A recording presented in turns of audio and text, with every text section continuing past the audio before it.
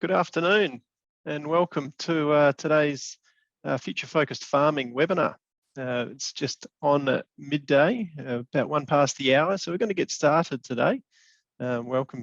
We will be recording today's session and posting it on our website, etc. So if you find today's session interesting and you feel like you know somebody who would like to take part of this series of webinars that we're doing and share some of the knowledge, the link will be available for you to do that. And if you have to duck out, I guess you don't have to panic because we'll still have that recording for you to digest at a later date. All right, so we'll just jump straight into today's session and here we go. So one of the things that I hear very regularly when I'm speaking to my farming clients is that there's this real strong sense that people are custodians for the family farm. There is this, I guess it's a mix of ownership and obligation. The business is generally handed down to them from the previous generation, and they see ideally that the business will transition to their kids or to the next generation or nieces, nephews, whoever wants to be involved with the family farm. Now, it makes me think, well, what is the primary role of a custodian? If you feel like being a custodian is just as important as being a farmer, what's your primary role in that custodian position? And that is to ensure that the farm does go on and you pass on that custodianship to the next generation. So that is the primary job. And as you can see here, just put a bit of a meme, a bit of a funny picture on, you only had one job. And sometimes, like any of us, we get so focused on the day-to-day. We've just come off seeding. Now, come November, we'll be harvesting. We might be looking after lambs right now that are dropping. We get so caught up in the day-to-day, but we forget that role of custodianship and that important job of having the business ready to hand over. That just gets lost just through not of a lack of care, but of a lack of attention and priorities. So today we're going to just step into succession planning. What are some challenges? What do we need to be aware of, and what makes up a successful succession plan? Now, as I prepared for today, I came to realize that there's just too much to share in 30, 40, 50 minutes in one webinar. So I actually am now starting to see this as a launch pad into a few follow-up sessions where we can really deep dive into some of the key challenges, because if we try and make this try and address every issue for every participant, we're not going to be able to scratch the surface and no one will be satisfied. So at the end of the session, we'll share with you what other plans are going into a deep dive on succession issues. So I'm Brad Loftus. I'm a partner in the RSM Australia Adelaide office. I've been with RSM for over 10 years and working with farming clients my whole career. Heading up the agri practice here in the Adelaide office, and it's part of what makes me passionate about my job. So today we will be diving into the identifying why having a plan is so important, what the challenges are, etc. So RSM, a little bit of background about who we are for those that are just joining us and aren't already part of the RSM family. We've been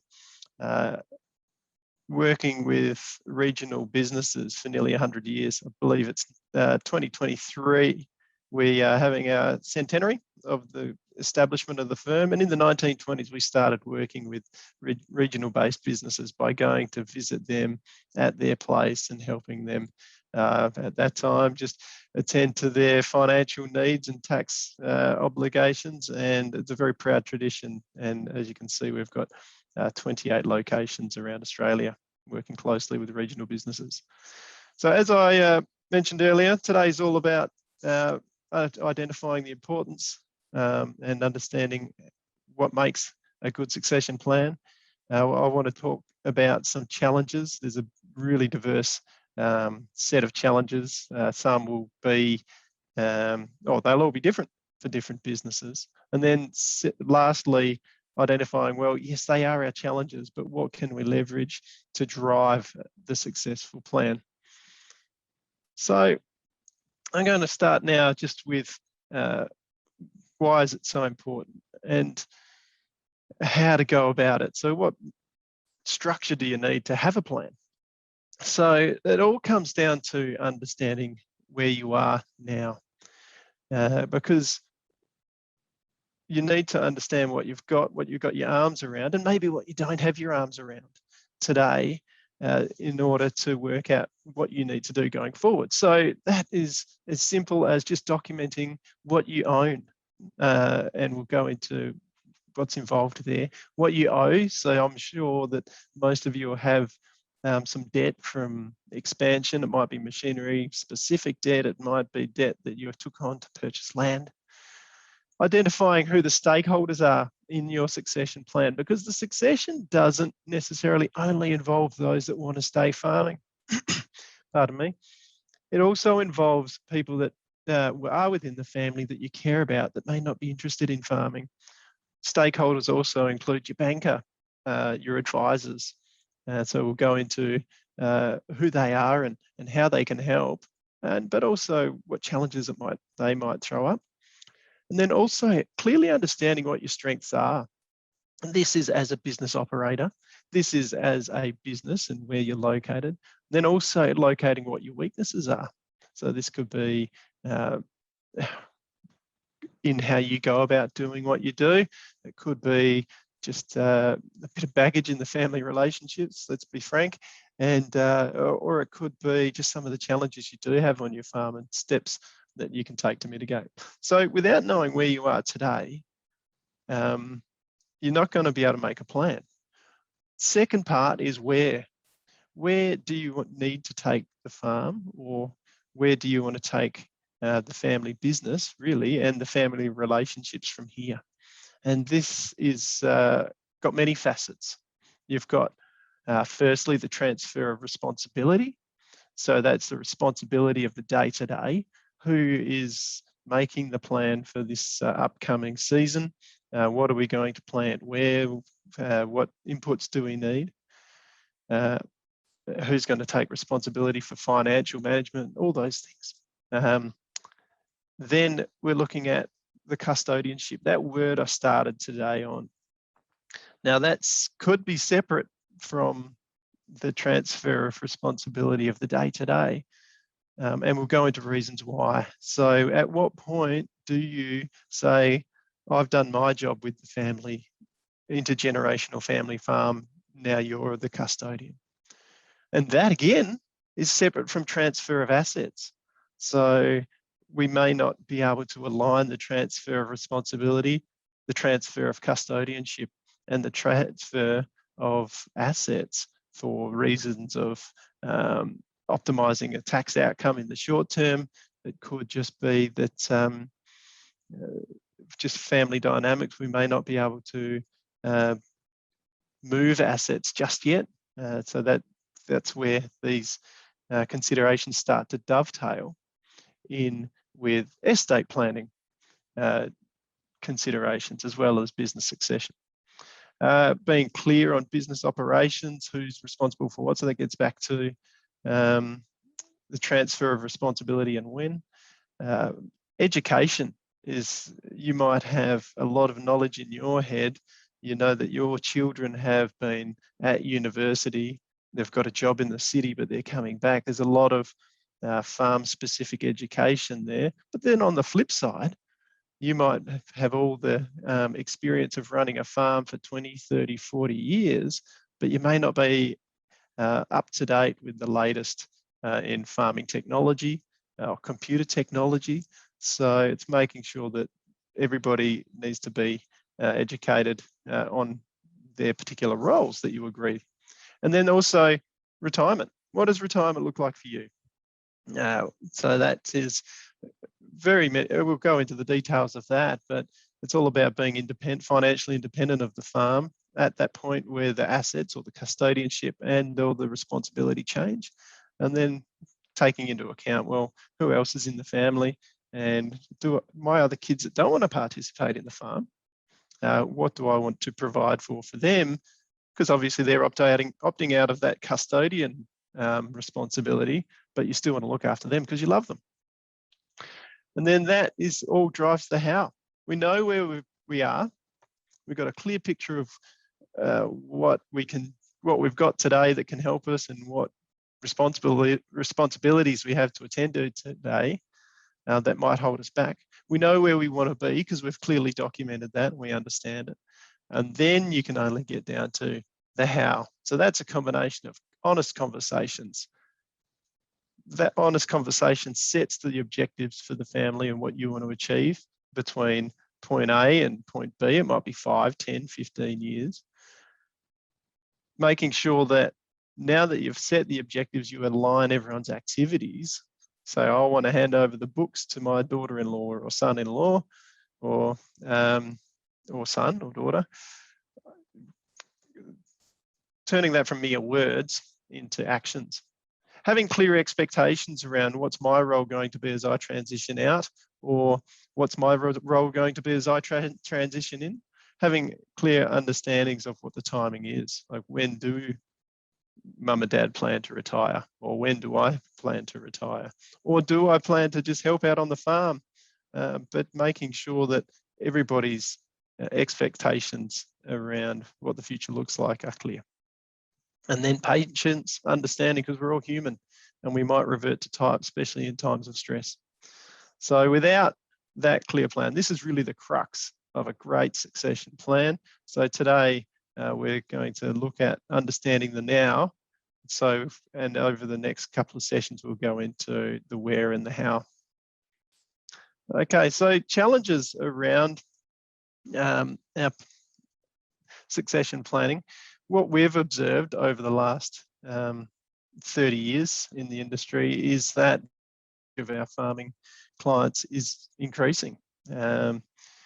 That's gone up, as you can see there, 12 years as an average age over the last 30 years. And so that's driven by a whole bunch of macroeconomic factors, amalgamation of farms, kids not coming back to the farm, etc. So that is changing the dynamics, and it is throwing up challenges. Also, just general challenges that we're just going to go into over the next couple of minutes. There's economic uncertainty afoot, workforce dynamics, and that's intergenerational considerations, and family dynamics, just the people problem. How often have you heard someone say, my business would be so much easier if I didn't have to deal with people or didn't have to deal with staff? That's gets a wry smile, because, yeah, sometimes relationships can be difficult to manage. Okay, so I don't need to go into these particular challenges in great detail. You're living in your businesses, you know these production costs. I know fertiliser was a bit hard to get a hold of in South Australia a few months ago. Income is volatile. It all depends. Like, you might be pretty happy this week because of the rain we got last week, but we've still got to get through the next couple of months and avoid frost in September. The next two, and the combination of the next two I've got listed there, big barriers to entry for new players and young farmers that want to expand. But due to low interest rates, farmland prices, as well as commodities, are very, very strong at the moment, posing a big barrier to entry. But just this morning, the CBA have announced that they expect interest rates to increase this year. And so there's a lot of uncertainty around making a commitment to acquire the neighbour's property, and agreeing a price and committing to that price. Workforce dynamics, these generational differences that I talked to earlier. So we're transitioning from generations that had the mentality of living to work. But then younger generations, and we're seeing this across the whole economy, are now working to live. They want to find that work-life balance, etc. Especially the extremely young kids that we're seeing coming out of school today are more thinking globally and very ideological about their thinking, and it colours the way that they want to shape their career, etc. So that's going to be a challenge for two generations working together in the family business. Educational gaps. Your children go off to university and learn everything. Then my mum once told me that I was a pleasant kid until I went to university, and then I came home and thought I knew everything. So grappling with that challenge, because it's one thing transition, knowing everything that you read in a book, but then you've got to live it. But then also, younger generations we're observing more willing to innovate and adapt to new technology, which is going to make business more efficient and life easier. So there's educational gaps on both sides. And then ownership, control, structure. This is those key issues I was talking about on the where do we want to go, on the now, where, how model. Who's responsible for what?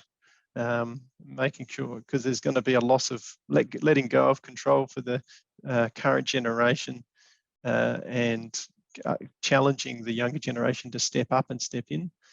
And then also, when we talk about structure, it's about understanding how do you own what you own, or how do you control those assets that you're custodians for. So then you've got family dynamics. And then this is just the classic stuff that we all live every day, communication.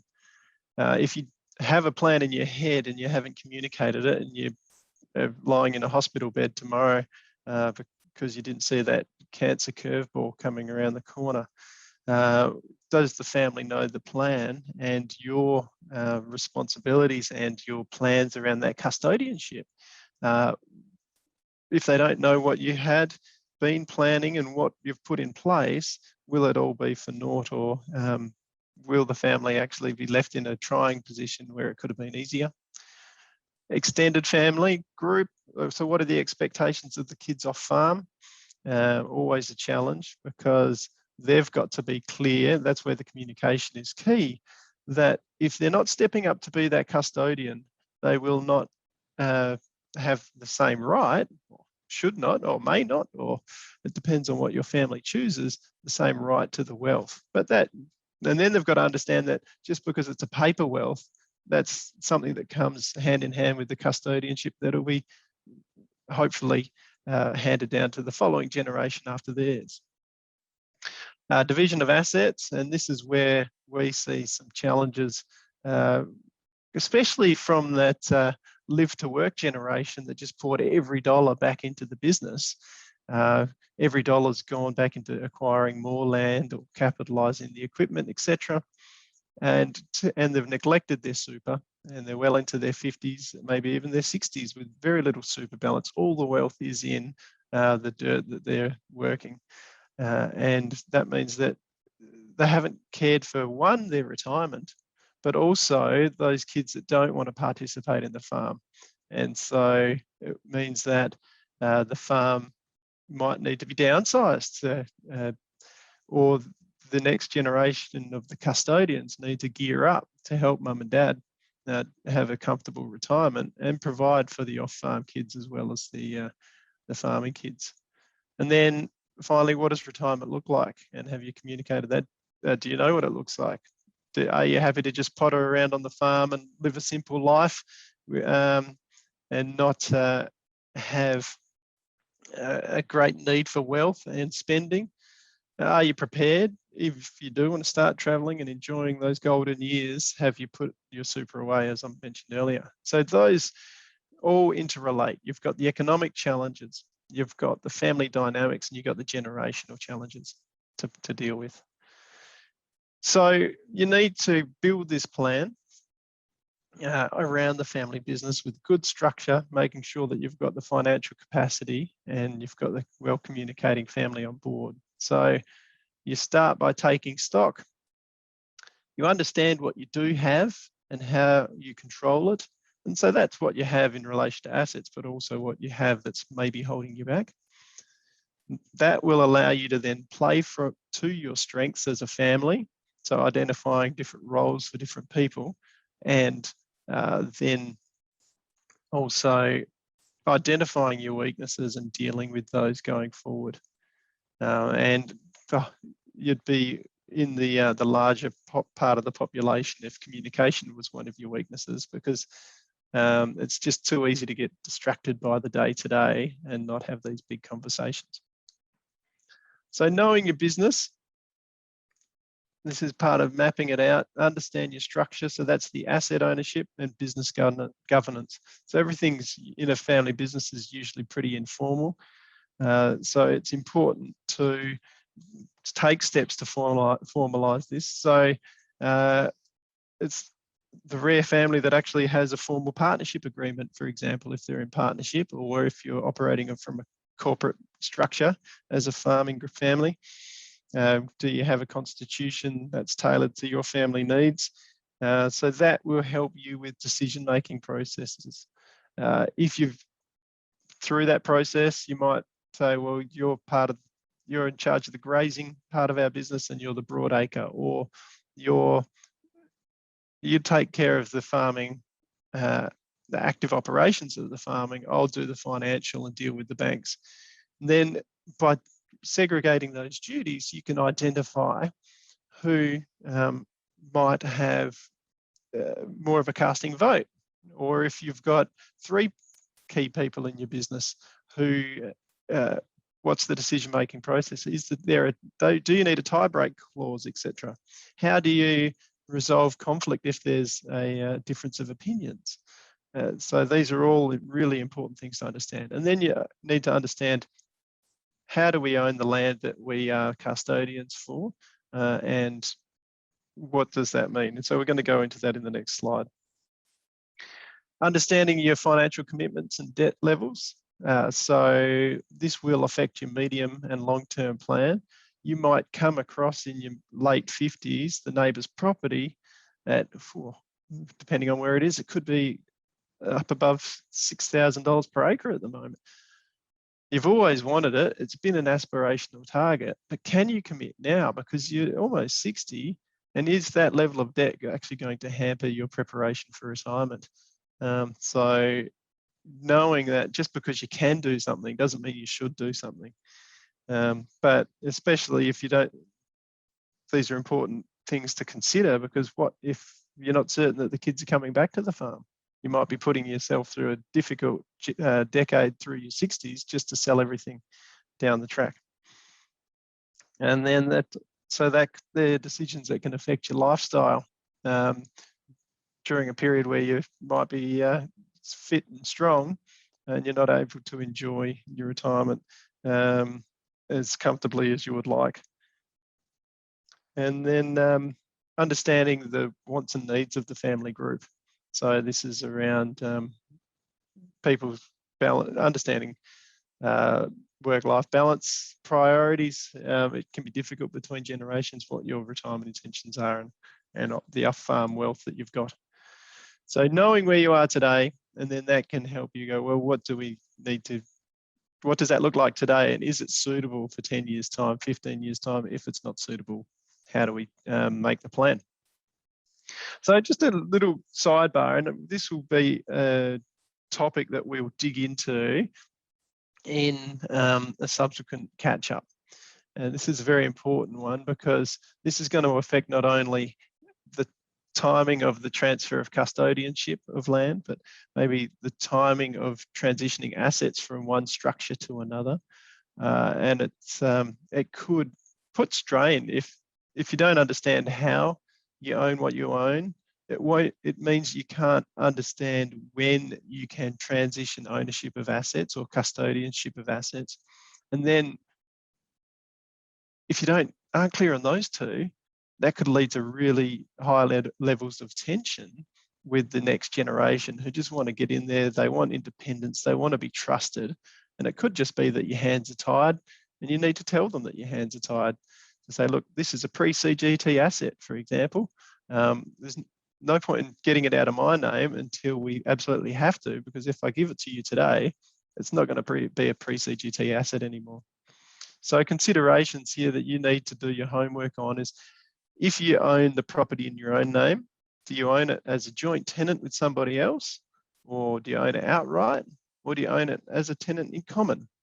Now, the joint tenants and tenants in common is a really important distinction, because one can be left under your will and the other one can't. So you might have drafted a will saying, my interest in the farmland goes to my son. But if you own that joint tenants with your spouse, it actually won't, that piece of farmland won't go to your son or your daughter under your will. It just goes directly to your surviving spouse or whoever you own that joint tenant. So that's a really subtle distinction, but crucial to the transition of assets. Do you control pre-CGT land or post-CGT land? But chances are it's going to be a mix of both, depending on how long the family's been on the land.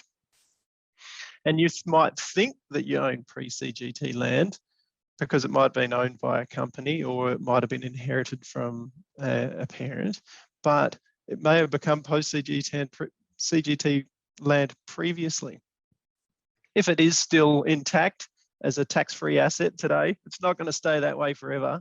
So you need to understand, well, the rule of thumb, it's not, you've got to be careful here. So always seek advice, but it will cease, if you hold it directly, it'll cease being tax-free land when you pass away or one of the other landowners passes away.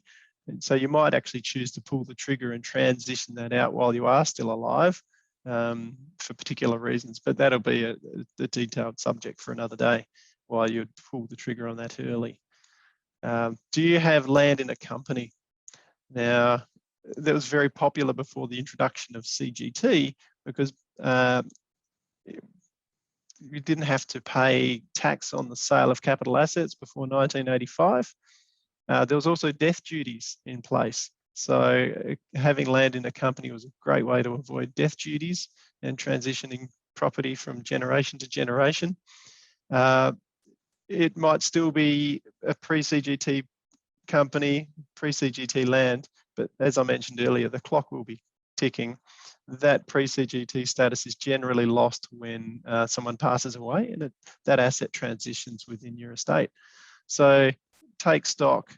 It could be that you need to either make an assessment to move that today or move that at some point while everyone's healthy. And then landowning trusts, a great way to own land, but it's another case of the right tool for the right job. An important consideration here, in South Australia, we don't have trusts that automatically vest. We've got what's called the rule of perpetuity. So this is a great way to have set land transition from generation to generation. You just change who's the custodian of that trust. But you need to keep in mind, well, what if I have two kids and they both want to keep farming, but we're just throwing all of our land into the one bucket?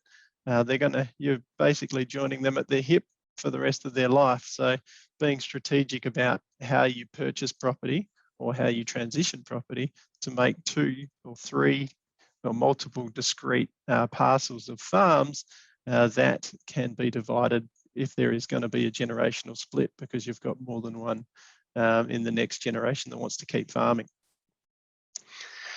Okay, we're going to have a lot of different people involved in your succession plan. So we've listed here some key stakeholders, and you might look at this list, and it's not an exhaustive list. You go, there's 6 different types of people there, and everyone's going to have their opinion. This is just going to make it too hard.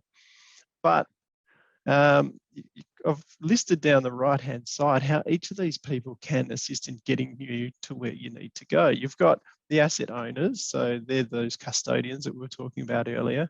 They see this as their legacy, so they're going to potentially, so these are possible outcomes, priorities, do the best, want the best for the farm, for the continuing success of the farm. But they might have a different priority that might be at tension with a comfortable retirement. After spending 40 years working hard, they might want to, once they can, see the sights of the world, etc., and live a comfortable life. Family members, they might have career initially as part of their priorities, or just keeping family harmony might be a priority that you can leverage, or their priority might be independence. But if you don't understand that they fiercely want to become independent of mum and dad, you might not understand why their behaviour is the way it is, and maybe it's time to just let go and harness that desire to be independent into running a really successful farm. Then you've got your advisors, your accountants, your bank managers, your farm consultants, financial planners, each bring their priorities to help you get the most out of your business, and they can complement each other. Obviously, a banker's going to be looking after the security of their investment, so they might actually be the temper the excitement of the family when it's needed, but they also could facilitate some great expansion. Farm consultants can help you future-proof the business and make you run more profitably. They're more focused on the day-to-day business success. Accountants and financial planners helping you optimize your tax result, build wealth, and make that transition to retirement. So you can't ignore everybody, and I think it's just integrating these people into your ideas and your plans can give you some great. We started today with the where are we wanting to go from where are we now, and the how. These people can really help you execute the how. And just wanted to touch here also on, we're often very cynical about those generations that came before and are coming after us, but making sure you're aware of what's driving their behaviour. For example, someone might not have the experience that you have, but they might have the thirst for innovation and efficiency that comes with technology that you don't understand. So working together, coming to a compromise, can really unleash an exciting new chapter for your farm. Yeah, just stepping through here, understanding who you're dealing with and what's driving their behaviour, the times that they grew up in that really formed their mentality in business. And we see this all the time in farmers in their 50s and 60s who have lived through some really tough years, and then some younger farmers that they're working with, their kids, haven't really seen those tough years. And so they're a bit more ambitious and a bit more aggressive in their approach to farming, where success for the older generation has come through making sure every cent is accounted for, just to ensure that when those tough years do come, they're able to get through them with resilience. So without understanding what's driving those behaviours, you can't cut someone some slack in those times of high stress. So, and then finally, it's planning and communication. So once you've got the idea of where you need to go, and then you're working on the how, you need to communicate and document what you need to do. And so the communication is probably the hardest. It's easier to talk about, oh, what should we do in paddock X? And then just avoid so what does retirement look like for you, Dad? Or are you really taking this seriously? Probably not the best way to approach that subject, but we often avoid these difficult discussions. But the idea of these discussions and the communication is actually scarier than having the process.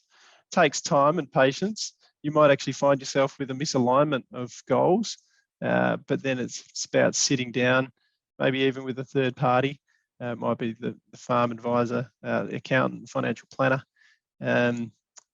sitting down and say, well, why have you got, we've got alignment on goals A and B, but you've got X and I've got Y. It's saying, well, why am I striving for X and why are you striving for Y? And then you can just talk through, well, there might be a compromise, which might be Z or C. And then, yeah, just making sure that this is all documented, because this is going to be important for everybody. I go back to those farm versus non-farming people in the next generation down. If you're not talking to the your idea of custodianship and the obligation that you will be passing on to the farming child, they won't get their head around why, say, two kids might get, say, $4 million worth of assets between them in mum and dad's estate, where the other child gets 14 million. But they're getting not only that 14 million, they're getting that obligation to be the custodian for the next generation. But then you can have conversations where I want to commit the farming child to that plan. And therefore, if they sell up within X number of years of me moving on to the greener pastures, then there's a commitment for them to share that wealth with you.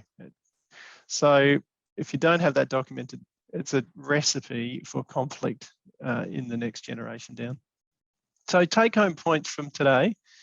As I said, we will be going into some of the asset ownership challenges and some of the more in-depth topics. We've been going for about 35 minutes now. I didn't want to make this a 90-minute session, which was too heavy. So take home points from today, just in summary. There's no time to procrastinate here.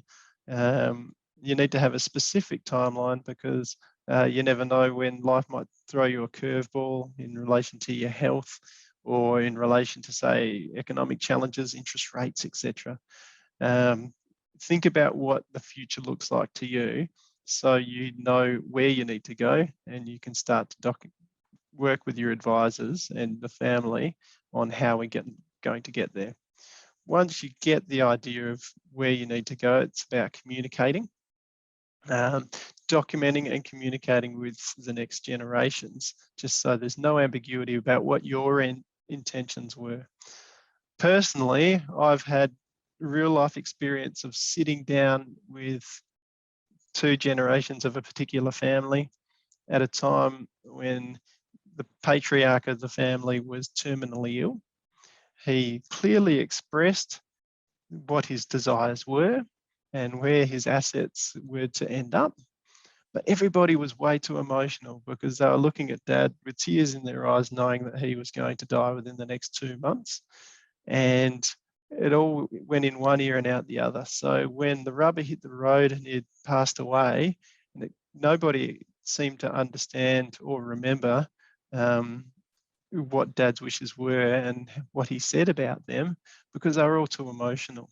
So if you document and communicate today, while everyone's unemotional, hopefully, and in a logical, rational mindset, and they go, okay, that makes sense. I understand this custodian relationship you're talking about. And that's a great way to set the family up for success and the next generation to get along for the rest of their life. And then ask for help. If you need somebody to play that neutral third party role to help you not only plot the path, but communicate your desires and why in an unemotional way, and to field those questions that you may not be able to answer straight away. So I might just open up for some questions. So if you've got any questions, we can just throw them in the chat. And I've got Yana here helping me. So we don't have any questions pop up yet.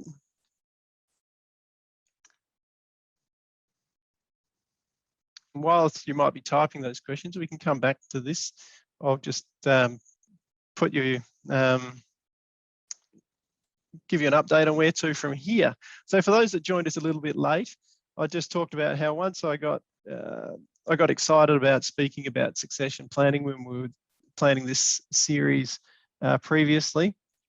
As I sat down over the weekend to plan today's discussion, there's just so many facets to it, and we can't do them all justice today. So today is all about what's the structure of a good succession plan, what do you need to identify, and how do you structure it for success.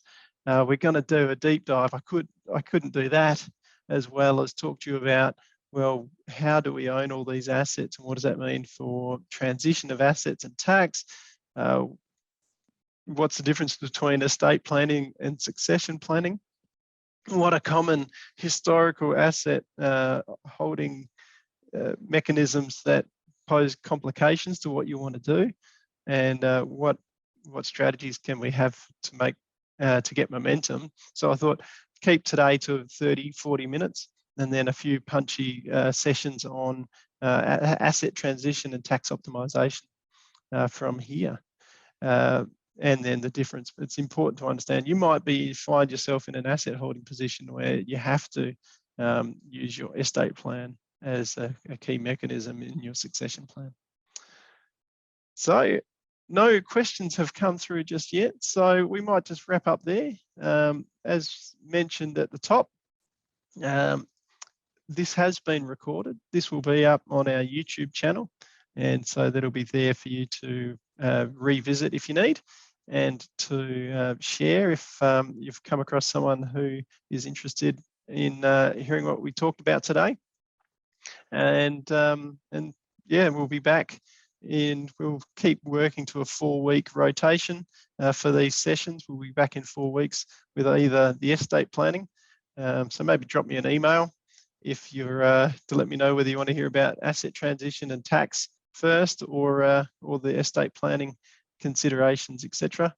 But yeah, we call it a day. So thank you very much for joining us, and I hope you've continued to enjoy the Future Focus Farmers webinar series.